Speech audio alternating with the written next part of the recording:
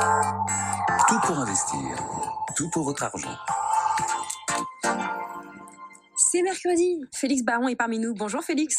Bonjour Lorraine. Fondateur du Club des investisseurs indépendants. Et Benjamin Pedrini est avec nous, cofondateur d'Epsor. Bonjour Benjamin. Bonjour Lorraine. C'est la semaine intergalactique de l'épargne salariale sur BFM Business. C'est une journée spéciale. Donc Benjamin, vous êtes avec nous. On va parler de l'épargne salariale en détail, comme on le fait souvent avec vous. On va se demander si c'est finalement pas un produit sous-coté. Mais avant ça, Félix, on a besoin de votre regard sur plusieurs sujets. Le premier, nous aimons bien parler des entrées en bourse depuis le début de la semaine. Il y a celle à venir de Ben & Jerry's. Alors, est-ce que ce sera à Londres? Est-ce que ce sera à Amsterdam? Ça nous concerne en tant qu'investisseur particulier. Racontez-nous.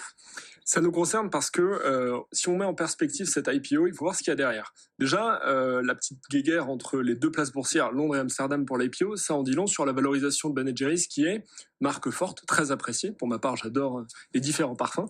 Mais en gros, valorisation à 18 milliards d'euros. Donc, une IPO à 18 milliards, forcément, les marchés vont drainer des capitaux. Et je comprends qu'Amsterdam veuille le prendre à Londres, qui veuille le prendre à Amsterdam.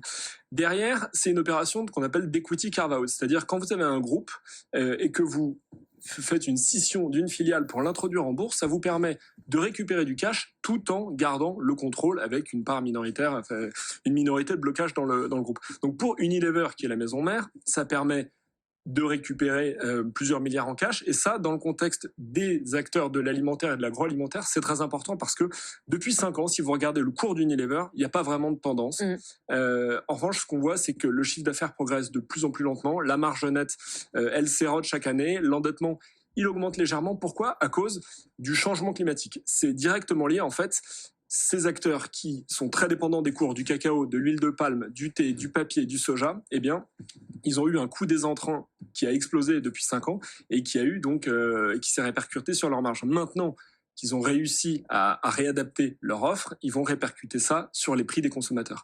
Donc, en termes de si on regarde sur le long terme, l'investissement dans les sociétés alimentaires ou agroalimentaires, les fameux 10 géants, les Kellogg's, les PepsiCo, les Coca-Cola, etc., ça peut avoir les Danone, pour parler les Danone, les Nestlé, pour parler de la Suisse aussi, ABF en Grande-Bretagne, eh bien, ça peut être une thèse d'investissement de long terme, parce que si vous regardez sur 10 ans, si on revient à mars 2014, toutes ces sociétés, aujourd'hui, PepsiCo, ça a fait x3, Coca x2, et Unilever, sur 10 ans, plus 70%. Donc il y a quelque chose à faire